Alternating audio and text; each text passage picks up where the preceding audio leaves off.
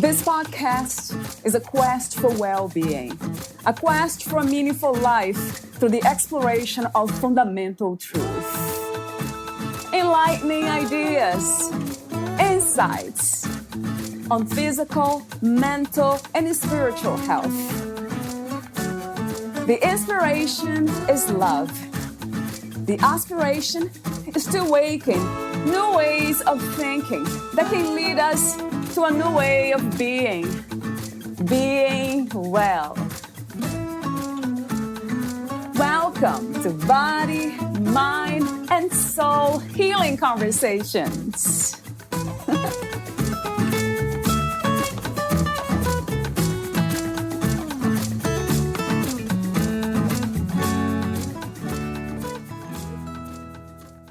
Valeria Teles interviews Barb Stone, the author of Archetypes Made Easy.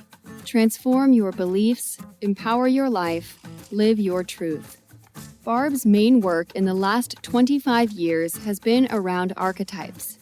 The foundation of this work has come from Dr. Caroline Myss, with whom she studied in the States in 1996. Years later, having cast over 10,000 charts, a similar amount of healings, plus teaching many different modalities to others, her guidance showed her it was time to move into a new direction and focus her energy towards Jamieson Sanctuary. This became a successful retreat place where many people felt empowered, renewed, validated, and refocused. It was a unique place in Victoria. After 7 years, it was time to close the place down and move on to the next stage of the unfolding mystery. So Barb left at the end of January 2009. She traveled within Australia and overseas for the next 2 years. She moved back to Jamieson Sanctuary January 2011, opening the sanctuary up to guests again. The property sold in June 2014, and Barb then moved to the Basin on the outskirts of Melbourne with her new partner. Barb recommenced her main archetype work again, opening up her website, archetypechartreadings.com. This means this work can be experienced all around the world in English-speaking countries. She published her book, Archetypes Made Easy, in 2019. This has meant this wonderful modality can be learned by anyone, anywhere, and with 25,000 charts under her belt, it's time to pass it on to those who wish to learn. Barb is also blessed to have 3 wonderful adult children and 9 magnificent grandchildren. Meet Barb at archetypechartreadings.com. Here is the interview with Barb Stone.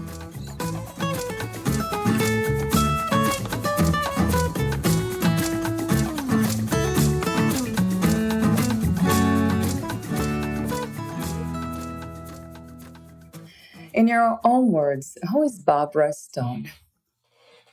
Wow, a big question to start off with. I could say I'm the culmination of 70 plus years of living on this earth plane and what I've done, but they're my experiences. They're not who I really am. And I find that question intriguing because who any of us really are is not what the labels we put on it. So I find that difficult to answer that question. I can tell you the experiences that I've had, but who I really am, I think it's indefinable actually. It's a mystery. So it's ever evolving and it's changing and it's flowing. So like all of us, who I was as a child or in my 20s and all the things I did then and who I am now, vastly different, and all of them have added to the puzzle. So I sound like I'm avoiding the question, but I really just find it hard to answer that. So before we talk about some of the topics in your book, Archetypes Made Easy, transform your beliefs, empower your life, live your truth. I have a few questions before we get there. I call them warm-up questions. So my question is, how do we know when we are finally living our truth? What does it feel like? Or what does it look like? Wonderful question. For most of us, we're a product of our upbringing. Our parents influence enormously: religion, culture, our peer group, the school system, the media of the day. And up until puberty, you really cannot be anything else but what everyone else has told you you should, you must, you have to be. Unfortunately, a lot of that, those belief systems and concepts that we take on board, which we have no other choice but to, are often fear-based and full of judgments, etc. When we're really living our truth and we know we're in our truth, there's a deepest sense of peace that comes from the heart, whereas most of us live from the mind. I'll use that word mind, even though mind technically doesn't exist. No surgeon has ever operated on the mind, but we all understand what we mean by mind, which is a compilation of our thought systems. But when we're living from the deepest truth, there's a sense of deep peace, there's a sense of being true to ourselves in terms of living from our integrity and our authenticity.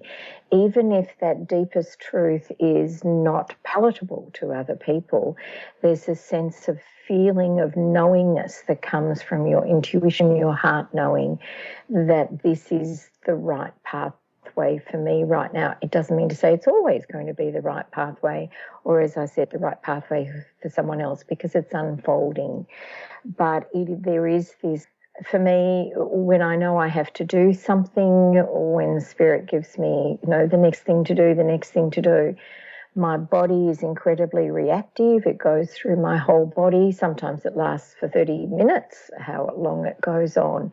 There's just this, and I can't manufacture that, there's just this shot of energy that goes through that my whole body just becomes electrified, and I think, thank you, I know that's the pathway I have to walk now, or I know what has just been said is truth, but I have I cannot be responsible for how other people handle that. That's their choice and their right. So I can only deliver my own and be true to that.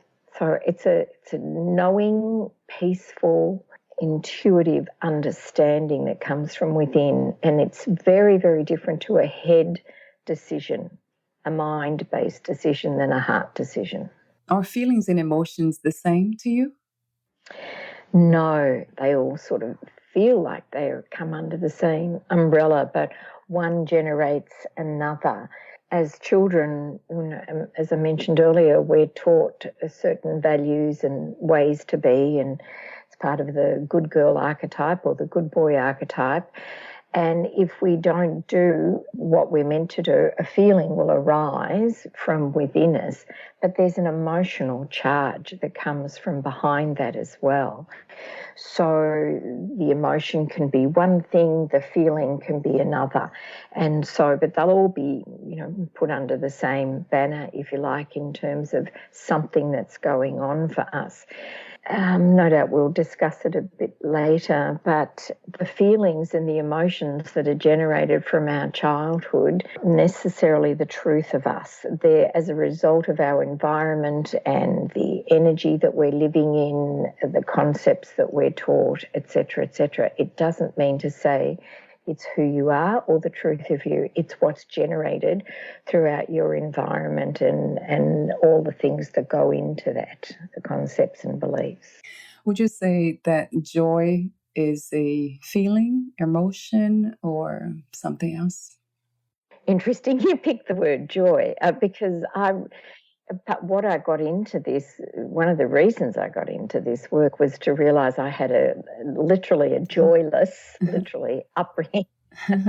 My parents were very emotionally, I could use the word retarded.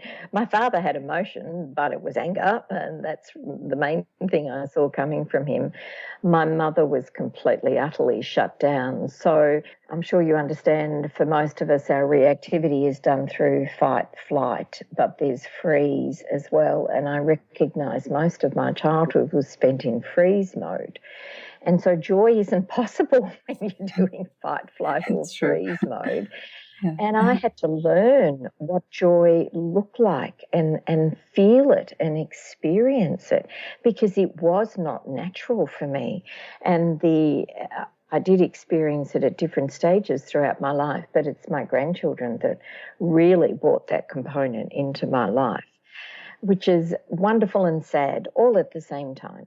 So it's way more of a feeling for me, what joy really is. It's a bubbling up of spontaneous feeling of love, but it's not just with people. I get it in nature. I get it in, a beautiful piece of music. It comes in so many ways, joy. It's wonderful. It's a beautiful component. And for people who are brought up with joy in their childhood, I can't imagine what that's like, actually, but thankfully I know what it's like now. That question that I asked you about who is Barbara Stone, and you said it's really challenging to define that, the mystery. So I'll ask you another question. What is life to you?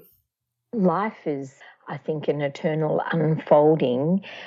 And probably I'm using words that sound a bit esoteric, but for me, life is experiencing consciousness in all its different ways. I wouldn't have answered that in my 20s, of course, but now for me, life is depending on our perceptions and our values and, again, everything we've been taught.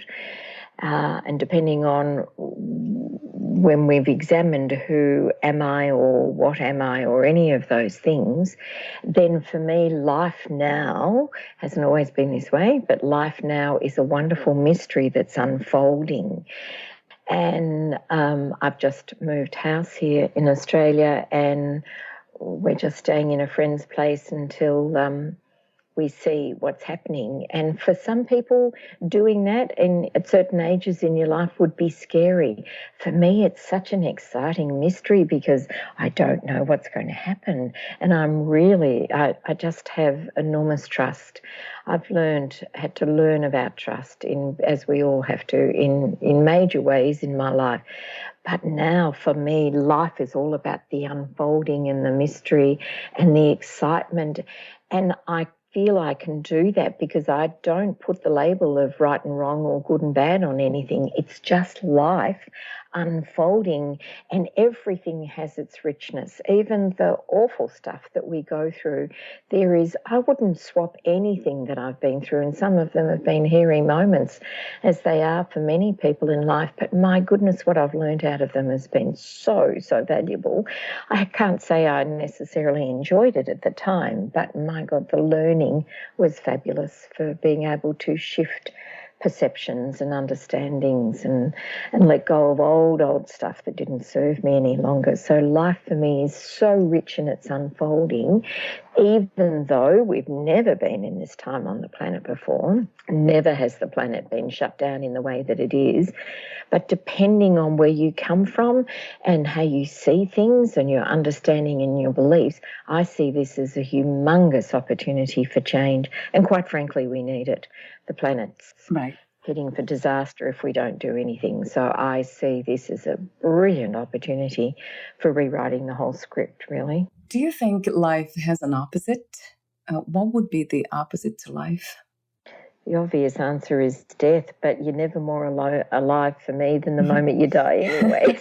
So it's not death, just because of the work that I do. I think the opposite to life for me would be numbness, complete numbness, where you're utterly not alive to anything that's going on, where you're so shut down on so many levels that you're functioning, I guess, as a human.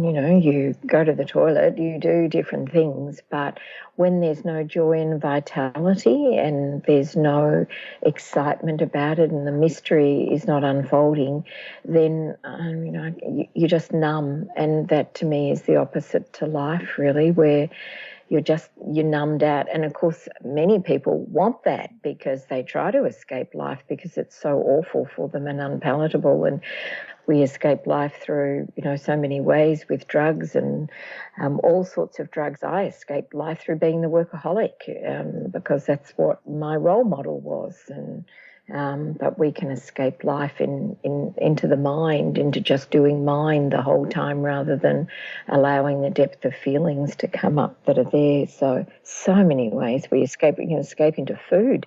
Goodness me, we're brilliant at escaping. So the opposite to life for me is a form of numbness where you're not alive to the opportunities that are being presented. My other question about life is about the purpose of the human experience. What do you think it is? Yes, I believe that we're here to learn about love because that's our true nature. And I think it's a rare thing on this earth plane to find what I would call real love. We're brought up in pseudo-love, we're brought up in conditional love, we're brought up in manipulative experiences around love. For the majority of us, we're taught that we're loved when we're good and we do the right thing, or we achieve, or we're successful. And we've got so many labels that are stuck on that, none of which are the truth of us. So to come across, there's some magnificent beings on the planet that really do totally exemplify what real love looks like. So for me, we're here to learn what real love looks like, and yet this is one of the reasons for me the planet has to change.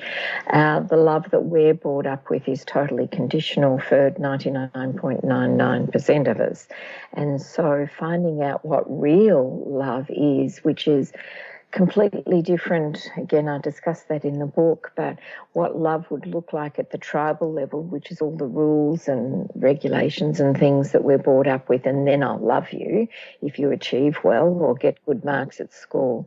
But at the symbolic level and beyond, it is about complete and utter acceptance of self and others.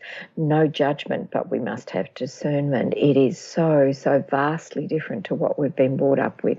If we were all given if we're told the truth of who we are, which is that we're all magnificent, energetic beings, and we are vast in our abilities and understandings of what we can do, then we wouldn't be so contained and defined and shut down by what society tells us love looks like. So across the board. So I think we're here to really open up to the vastness of who we are, and that to me, our true nature is love. But understanding that and being shown that and experiencing that are very different things for different people.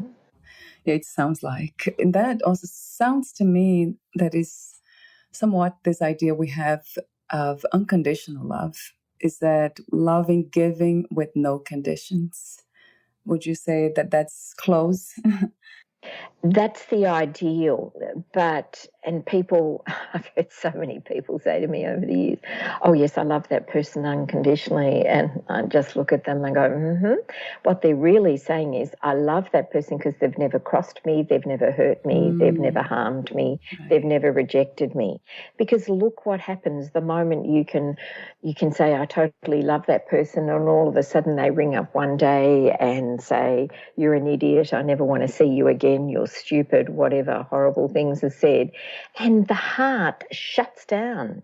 Now, if we really knew what unconditional love looked like, the heart would never shut down, it would stay open. But we're not taught that, and we don't know our own true nature of love to keep our hearts open.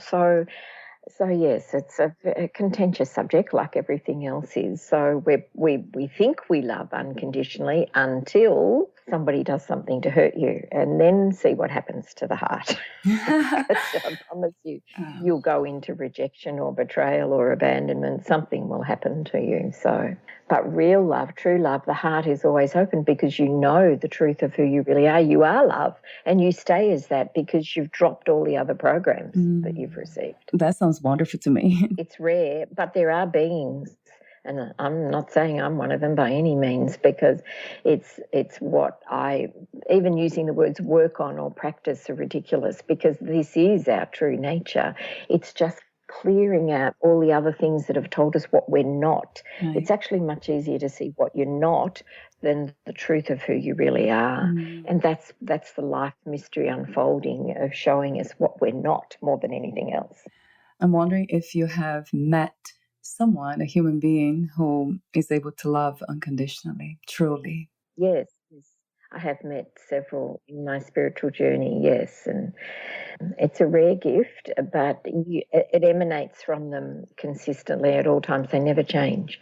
They are absolutely that love personified, and it's magnificent to be around. And more, there are more and more people that are like this on the planet, because we need it. Heavens knows we need it. We need to have examples of, whether you call it your Buddha nature or the Christ consciousness, or it doesn't matter to me what label you put on it, but it is that ever-present energy of knowing your true nature is that. And that's what, for me, we've come here to discover that. And sometimes it'll take maybe thousands of lifetimes to actually get to that point of discovering that. And yeah, that's another subject again, of course. So it's like, but that's what I believe we really are. And hopefully that's us returning home to the truth of who we really are. Do you have a vision for a new reality, Barbara? On the planet? Or on this planet. Right. Okay, on the planet. Yes, absolutely. Now I could start to get controversial. I was born with a memory of where I came from. This is in case people want to come and lock me up and put me in the funny farm, but I do remember where I came from. And then there's a certain point in our experiences where that drops away because we become, all the programs we've received and what life wants us to be. And then part of my journey has been getting back in touch with that when I was in my mid-30s. That's when my whole life completely, utterly turned around, because then I remembered it more consciously about where I was. The reason I'm mentioning that is because once I started to connect with where that was in my 30s, thinking I wanted to go home and live there until I realised the fallacy of that. But what hit me by remembering all this in my 30s was I had never experienced love like that. I just sobbed and sobbed and sobbed because of that feeling. This is what I remember. This is who we are. This is how, even though they're weird-looking beings, but it was the love that, because I'd never experienced that here on the earth plane and in the human form, not consistently, little pockets, but not a lot of it. And so that's a basis for me for understanding that to live in this planet where we're all taught from day one, and certainly the school system, in my opinion, has to radically change because it's so limiting what we're taught in the school system. We are taught that we're energetic beings and we're here to have an experience, but we remember and we're taught who we are, that we're vast in our abilities, that who we are, for example, is equal to perhaps our little fingernail full, and the rest of us is out there in different time frames and dimensions and galaxies. If we knew that about ourselves and we retained that memory about who we were, we would not be subject to the power and the control and the manipulation and the issues that go on this earth plane, because we would remember the vastness of who we are, and no one would have that level of authority over you. And then all of us, if we remembered all of this, we would live in a totally cooperative place, because there would be nothing to contain us, because we would always remember the vastness of who we are. So then everybody would be treated with the same amount of respect and love and compassion and caring, and there'd be no such thing as better than and less than, or I'm more educated than you. We would just explore and revel in the differences instead of making the differences wrong. And that's what happens in our 3D world, a three-dimensional world, where it's all based on duality, good, bad, right, wrong, et cetera, et cetera. So for me, that model needs to go out the window, and perhaps it's dismantling right now. But if we could retain the memory of who we really were, we would live in a very, very different world. And that would be going home for me, because that's what I remember. In a way, we can experience home here, now. Yeah, the whole purpose, yes. Sorry, I'm interrupting you, but it's like when I first remembered where I was from and went home there, I just wanted to go home there. So it's taken the understanding and more realization that there is no such thing as going home, because it's already here. it's an attitude, it's an understanding, it's a depth of contacting the heart that there is no such thing. It's here right now because that's the truth of you. It's who you are. So there's no such thing as going anywhere. It's now. Right. And that makes me wonder, when would this happen?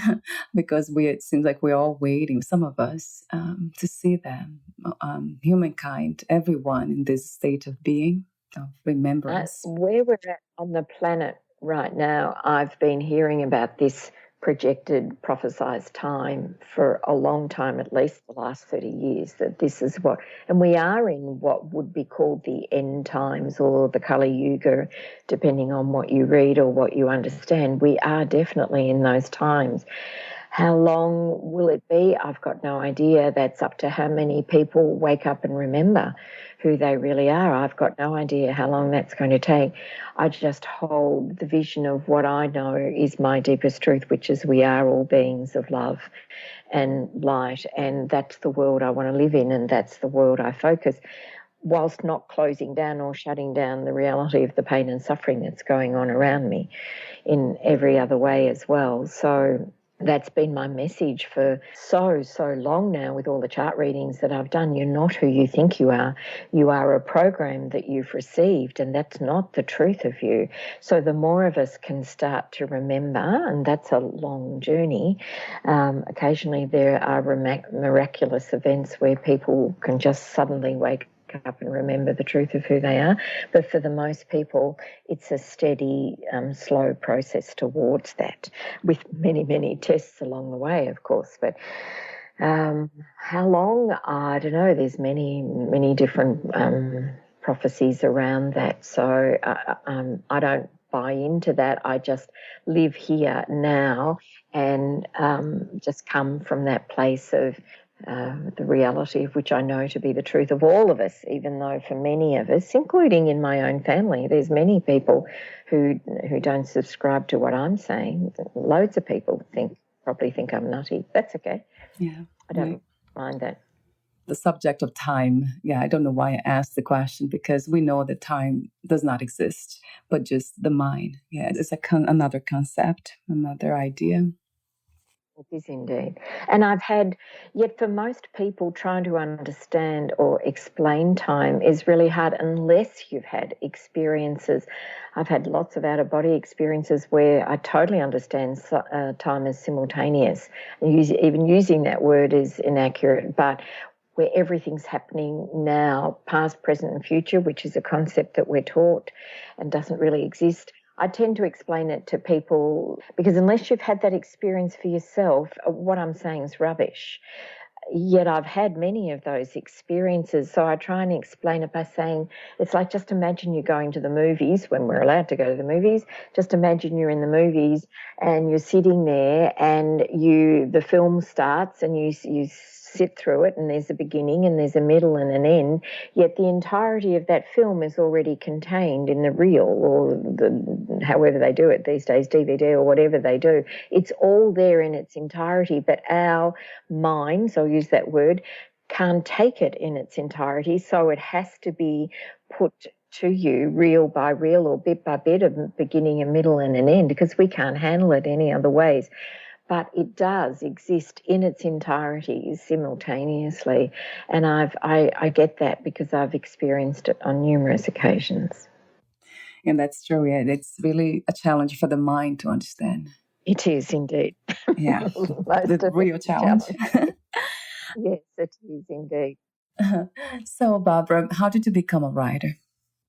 I've always loved English. It was probably my favourite subject at school, and I've always enjoyed writing, and I found it very easy to do. In fact, the book, which I had never had any intention of writing a book, I can tell you, even though I've done well over 25,000 chart readings and a similar amount of healings and readings on the body as well.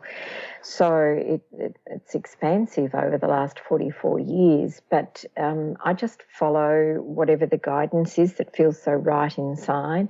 So a friend yelled at me once and said, she yelled at me twice actually, and she said, when are you going to get real and get with the digital age and put this on the web so that everybody across the world can experience chart readings rather than just one-on-one, face-to-face? And my body went bananas, I mentioned at the beginning. And so I said, okay, I hear you. And it was a $15,000 exercise, taking that risk that it would work, because there's plenty of things online like tarot or whatever, but this had never been done before. And so thankfully I found the right person who could do the programming for it. And it was a big leap of faith, but was so thrilled to know that there was zero difference in the efficacy between someone sitting directly in front of me and doing those readings and putting them online. And then this same friend yelled at me a year or so later and said, oh, this is criminal. If you die with all this understanding and this knowledge, this should be written in a book. And I said, no, who needs another book on the market? And she said, well, I think it should be there. And again, my body went bananas. And so I said, I get it, okay. And it was so simple because I just sat down to write it. And seriously, it took me about a month to write it. The editing took longer because, I tend to be too direct on some levels in what I say. And so I had to learn how to pad it out a bit more. So the editing took a bit longer, but the actual writing of it was simple and effortless, because I don't believe I was really writing it. It was just, there was no research, because it was just my last 44 years of experiences of doing this. That's all I've written from. And so it was just a natural unfolding, really. So it wasn't hard work at all. No, I wouldn't do it if it was hard work and I was making myself do it, or it was coming from the mind. It was just an effortless process for which I'm eternally grateful. Yeah, when it's coming from the mind, we need to make a lot of effort. There's so much hard work involved. But then when it's coming from intuition, it just comes to us and it's effortless. It flows. Yeah, it flows, yes, right? Yes. That's amazing. Mm-hmm. And speaking of intuition, this is a word that we use. Would you say the heart's energy is too, being in touch with the heart, or intuition something different? To me, it's all sort of part of the mix. It depends who I'm working with, what language I use. So most females, this is going to sound sexist, most females understand intuition more than what a lot of men do. I'm generalising, I'm sorry. But especially if motherhood, but fathers can learn intuition, especially if they do caring of their children. But we are different in how, we're put together. So most females understand intuition, because especially if you do parenting, you intuitively can know what's going on with your kids, even if they don't tell you. So you know that. Men have to usually feel into it more and work with it more. And as more and more dads are doing the stay-at-home stuff or caring for their kids, then their intuition is increasing a lot, I notice, particularly through the child raising. But on the whole, there's, men are more linear, more left brain, more logical, more rational. But this is the changing of the planet as well, where women through thousands of years have been denigrated on some level and not valued enough.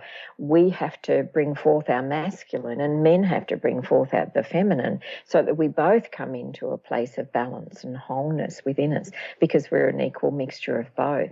So sometimes I'll use, if I'm talking to a man, I'll use the word your gut instincts, which is exactly the same as intuition, learning to trust your gut and knowing around that. And to me, our intuition is a gift from source, whatever you want to call it. That is our pipeline through to understanding more, bypassing the mind and understanding more of the vastness, because it sits in the right brain, the intuition, rather than the left brain. So again, I wish we had a school system that taught us how to know that this is who we are and trust it from the very beginning, because it's possible to do all that and to learn that. I mean, Steiner was the closest we got to it, Rudolf Steiner, but even that to me doesn't go far enough these days. So it's a whole compilation of learning how to trust in whatever you want to call it, your intuition, your gut knowing, but also the heart's highest truth and the difference between what mind looks like, I'll use that word, when it's telling us to do something, and what the heart looks like. And we're so suppressed in the right brain. The school system is basically a left brain area for learning, and lucky if it suits 25% of the kids that go there, because there's so many children being born on the planet now that are more right brain than left brain, and boy, don't they struggle in the school system. So they don't connect. I mean, they can't. Yeah, it's not possible. And one of my youngest son was like that. There was no school system that suited him, and boy, I changed schools many times for him. But you know, he was saying to me since he was 3, "You can't tell me what to do, Mum. You're not inside my body. You don't know how I feel." And he's totally correct. Right. It's just hard to hear from a 3-year-old, but he's so true. It's totally true. They know, right? They trust what they know. Right. There's an archetype called, I made up a lot of the archetypes in the cards because I kept putting it in people's energy field. So I made up an archetype called the Knower archetype, Knower. And these are the kids that are born knowing, but they struggle in the left brain world of rational, logical mind. And again, one day this will all change and their skills will be recognised for what they are and not put down to the logical left brain world. So talk to me about the archetypes. What are they and how are they connected to beliefs? The archetypes, the name archetypes goes back to the days of Plato, so it's not new, and Jung popularised archetypes, of course. So it's just another name for patterns or roles or behaviours that we all play. So and there's certain labels that you could call it the label too, that we'd recognise. If I said, oh, that person's got a strong warrior archetype, you understand that they just seem to say, come and give me your battle, I'll fight it for you, because they somehow or other just attract a lot of battles into their life, be it physical or emotional or mental or whatever it is. But there's other archetypes that we don't necessarily understand and what they mean, like the scapegoat archetype is a really difficult archetype to live with if you choose to have that pattern or around you. The main archetypes, whereas if I was to mention the good boy or the good girl archetype, we all understand that because that's what we hear growing up. Good boy if you've cleaned your teeth well, good girl if you've, washed your hands. I'm guilty of saying that to my kids too when they were growing up, but I've never said it with my grandkids because I wasn't aware of the same things when my kids were little. But good boy and good girl set us up with labels about, it's another way of conditional love where you'll only be loved if you are the good boy or the good girl, and we all play it as children because that's what we hear. But if you're still playing those roles in your 40s, 50s and 60s, good luck, because you've got no idea who you are. You're playing what still the childhood pattern was there. So there's 4 main archetypes that we all share. You, me, the Queen of England, Donald Trump, it wouldn't matter. Your parents, everyone shares these same 4 archetypes.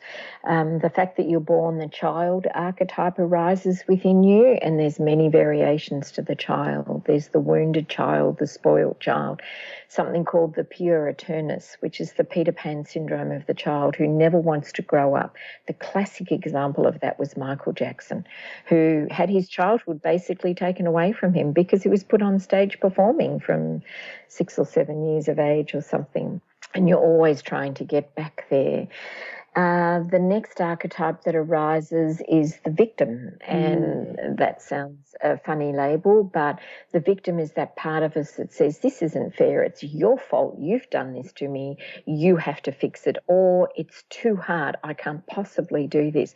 There's a massive victim consciousness on the planet where we need to blame everyone else for where we're at. It's the government's fault, the school system's fault, the parents' fault, your partner's fault.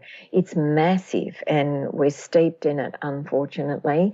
And within these archetypes of child and victim, and the other two I'm going to name, there's levels of awareness. So at the lower levels or the tribal level, it plays out in a certain way, but at the top or the higher level, the symbolic level, the full awake consciousness, it plays out differently again. So the victim is really strong on the planet right now. The next archetype that arises confuses people because it's called the prostitute. And it's not about a career change, as I say to people. The prostitute asks, what are you doing to sell yourself short? What are you doing to put yourself out of your integrity? And how that applies as children is, and this is all at the unconscious level, unfortunately, again, we take on board roles that are going to win us approval. So good boy, good girl is one of them, but it could be the pleaser, the rescuer, the healer. You know, it could be if you're part of a large family, even though we share some roles, you have to play, each child will have to play an individual role or it won't be noticed. So even adverse behaviour is better at being noticed than not being noticed at all. So somebody might play the funny role in the family, someone will be the academic, someone will be the scapegoat. This is if there's really large families going on. So, but those roles that you play as a child to win approval, if they're still calling the shots later on in life, then your belief systems will be creating your reality, and you'll just keep bringing in those roles to play out. So typically in adulthood, the prostitute would play out with females staying in relationships that no longer serve them, but for the fear of being on their own, losing the kudos of the relationship, what will other people think? You know, the fear of starting anew, they'll stay there and sell themselves short for the material gains. And typically it plays out for a man staying in a job that he hates. But again, for similar reasons, I won't get another one. I'm getting a good salary. I've got the car. I've got the kudos. I'll stay there even though I hate it. Unfortunately, the prostitute archetype is very dangerous to our health. Well, so is the victim, but it can spell huge illnesses later on. And the last one is a given as the saboteur. So that comes up every time you go to make change. So it'll say, you sure? What if you fail? What if you make a mistake? What if it doesn't work out? And it clicks into your doubting mind and it will sow seeds of doubt. So those four are a given for all of us: child, victim, prostitute, saboteur, and then the other 8 can change and change consistently for you, depending on where you're at in your life or what you've done. When I left, Spirit told me to build a meditation retreat, which I had for 18 years up in the country, and it was a very clear vision of doing it. It was really, really hard work back then, getting it up and running, and that's why I saw the contrast with writing the book. I really know the difference between make something happening and the flow of when it was there. But it was necessary for my growth to build this meditation retreat, and at the end of the day it really was there for me, even though thousands of other people benefited from it as well. But I also learned an enormous amount from having that experience of building that, because it taught me things that we're often tested on whether we've got this belief system in place now, so, and whether it's our deepest truth. And sometimes we have to serve apprenticeships, and that meditation retreat was a huge apprenticeship for me in understanding energy and serving it, and all the workshops I ran up there. But there was something else, but I've gone, sorry. So what the original question was that you were saying about the archetypes, the 4 main archetypes, yes. So those 4 go in, but the other 8 can change, and they do in each chart according to where you're at. That's what I was going to say, thank you. So when I left, Spirit gave me the next lot of instructions. It's time to leave this now, even though it had taken such hard work. So I did a chart for myself, and it'll make sense if you read the book. But I had 10 archetypes sitting at the tribal level when I left. Now that made total sense to me, because tribal is all about fear. It's all about the fear of making the next step and staying safe and wanting to be in control and mind, mind, mind. Of course, I had 10 at the tribal level when I left it because I had worked so hard to get that up and running. It was a huge trust and faith project that went on, and I was walking away from every single thing that I had worked so hard to gain. So why wouldn't there be 10 at the tribal level? But it was fascinating to chart my progress, because I do charts for myself often, to see how it changed from tribal through to individuation and symbolic. The journey of learning how to trust even deeper as you walk away from everything that's been so hard to create. So the journey is, it's rich in its unfolding and showing you who you are at the deeper level. What I love about your work is that we can actually find out for ourselves. Yeah, for ourselves. And it can be very subtle too. We think that we are free from all these archetypes, but we are not if we really go deeper into it. It's a very unfolding. Yeah, it's a very unfolding journey. And that's why I think the book had to be written, that, you know, if I was to drop dead tomorrow, I feel very, very complete. And yet, you know, I've often seen myself here to well over 100. But either way, I've had a couple of experiences where I thought, this is it, falling down mountains and things. And genuinely, I can say that if I was to go tomorrow, that's fine. And that's why the book had to be written, because it's, I've always, everything that I've taught over all these years is, I'm giving you what I understand and what I know. Now you go out and improve on it. You go out and make it yours. You go out and change it around to the way that you want it to. I've always believed in self-empowerment and giving a tool to someone and say, you do this now because it's all within you. You've got everything you need. Just go deeper and find it. And so the book is a fabulous way of finding out how to do this for yourself, to chart where your archetypes are. Everything's written there. Everything's on the website. All the videos are there that you can see it and understand it.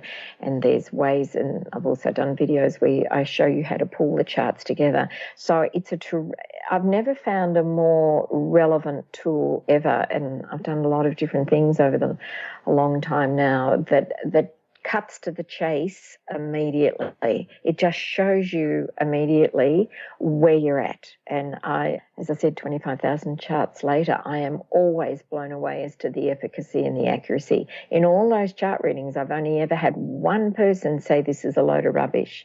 And that, I talk about that in the book. There was reasons for that. So, oh, wow. Yes, so, and you can tell because most people either sit there with tears rolling down their face, and I say to people, I'm not telling you anything you don't know. You already know this. It's just how honest you are with yourself. It's only your own truth. That's all. It's just how honest you'll be in admitting it. That's it. Wow. We all know it. It's just we'll own it. Yeah. That might be one powerful thing to do, to just have the courage to tell ourselves the truth, see what's happening. Of course, being open that we know that we can change and grow, but it's important to accept. And that's very true. Thank you for saying that, because I say it doesn't matter what the chart says. There isn't anything you can't change because you are a powerful person. You just have to own it, that you have all these abilities within you, and get rid of the rubbish that says you're not that, because it's, you know, you've been programmed to believe that, but it's not the truth of you. So it does take a little bit of curiosity more than anything else to see. But as you mentioned before, you'd rather work with modalities where it sort of bypasses the mind, because that can therefore cause conflict. And that's what I admire about this work too, even though it takes a little bit of mind to understand it, but it comes from that intuitive part of you, especially because you never know what you're choosing. It's done blind, if you like. There is no conscious recognition. You choose archetypes not having a clue what you're doing. And that to me is fabulous, you know, that the mind's bypassed. Right. Okay. Yeah. I know you mentioned before the interview that you'd like to do this. And now I'm very curious about it. Now I'm like, oh no, I have to do this. Yeah, I'll definitely set up a section with you. It would be my pleasure. Yeah, I love that, Barbara. So we'll set up that after the interview. And let me see if I have another question for you here. I know you do these, you call them archetype chart readings. Do you do them online, like on Skype, Zoom? Talk to me for a moment about that. Whichever modality. If you're here in Australia, it can be done on the mobile as well. But mainly I use Zoom or Skype or FaceTime or whatever's available, and it's all recorded. I do have to say I'm taking a little break at the moment from having shifted house and whatever, but I have trained many people in how to do it, and I tune into people if they want one and then give them the right person. There's a lady, well, there's lots of ladies that I trust in doing this, but I'm so blown away with people's creativity. So one lady I taught, and she's a fashion consultant. She goes in, and she's been in the fashion industry for years, and she goes into people, particularly ladies, and she can do it for men though, and checks out their wardrobe, because their wardrobe tells her everything about them according to the clothes that you have. But if they can't, what they're hiding, what they can't own, what they're dumbing themselves down around. And she's very skillful at how to do this. But she said when they don't believe me, then she does a chart and it gives exactly the same answers, even though the person has chosen the cards and they don't know what they're choosing again. But she said it just blows her away how they tie in together, because it's so accurate in terms of it just doesn't lie. They just don't lie. And she said, and then when they've got double the evidence, the clothes as well as the chart, they can't run away from it. Mind you, it doesn't mean to say people pick up the ball and run with it. That takes courage too. But it's there in black and white. And, sometimes we take 2 steps forward and 3 back before we've got the courage to move forward more. So we're almost at the end, and I love the section in your book that you also mentioned addictions, that we have been our 3 biggest addictions used to be money, sex, and food. And then it progressed into social media, business, and then overthinking. And then you talk about guilt and shame, awesome, the feeling of not being enough, all this. That really resonated true to me about addictions. We are addicted to something. I mean, sadly and unfortunately. And I love what you do, because this uncovers the addictions we have so we can grow. That's the whole purpose, and uncover ourselves. We all run at least 10 addictions, and sometimes I offend people when they say that. Oh, don't be ridiculous, I don't have addictions. And then when I start to list them, I usually start off by saying, well, my 2 biggest addictions that I had to overcome was being the workaholic, because that's all my family validated you for, what you'd achieved and how hard you worked.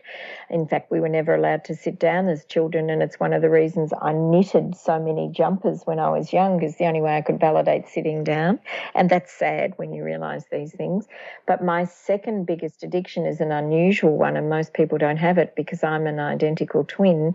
And identical twins don't have boundaries, because you're literally in the womb with someone. You don't know where you start or end, really, because you've got someone with you all the time. Then to add on an astrology mix of Cancer and Pisces, I sure haven't had any boundaries this time around. So learning boundaries has been a major thing to overcome for me, because I haven't had any. It's been a major addiction to just give everything away, because that's what people do when they don't have boundaries. They give themselves and everything else. But then I say to people, apart from, the busyness is a massive addiction to so many people. And I never thought I'd say, I'm so glad I didn't grow up, with mobile phones or the social media, because jeepers, that's scary.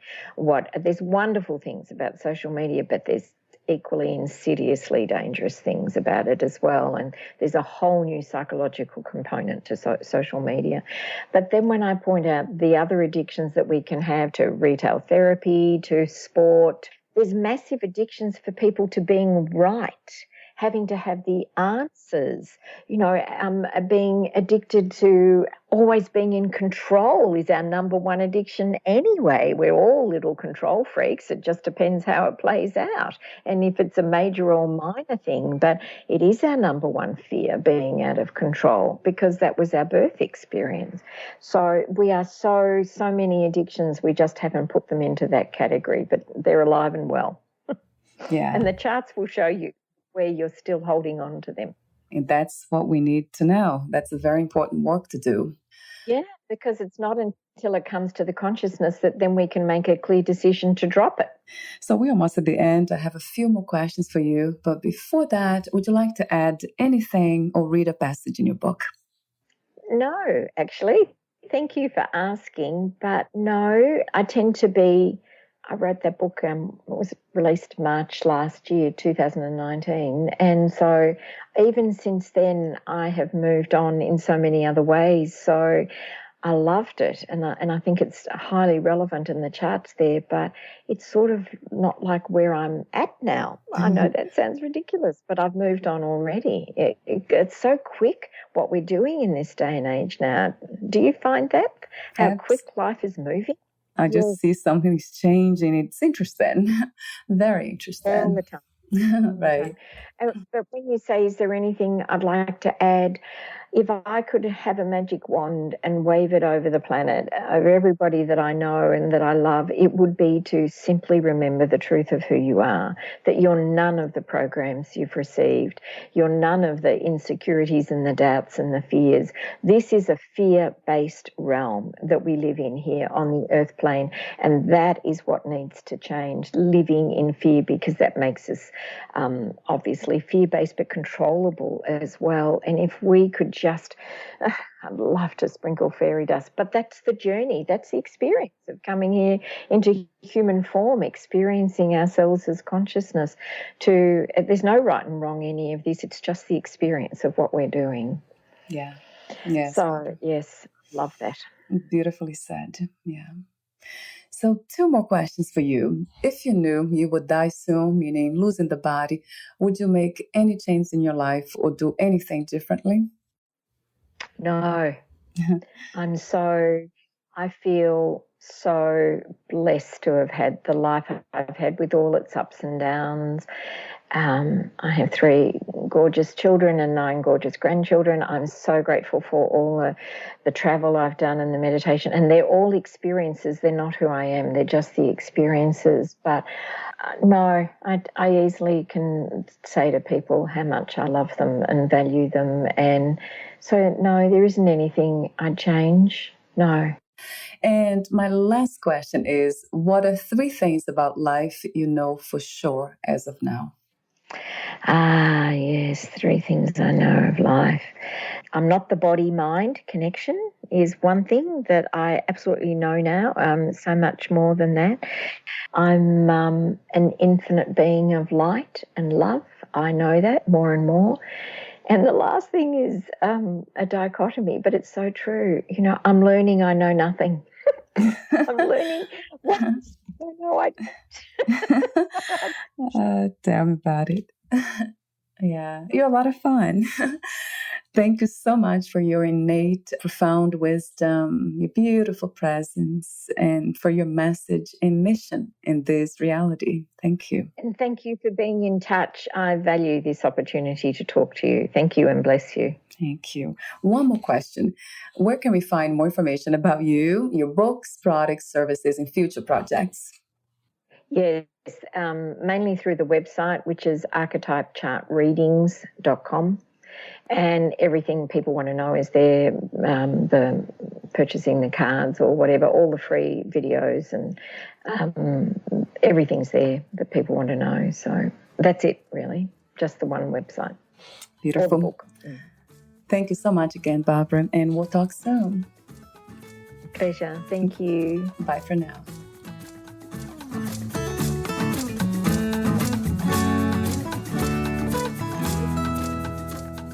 Thank you for listening.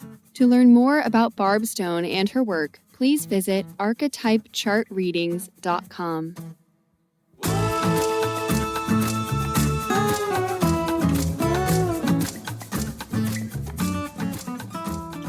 To learn more about this podcast, please visit fitforjoy.org/podcast. Thank you again for listening, and bye for now.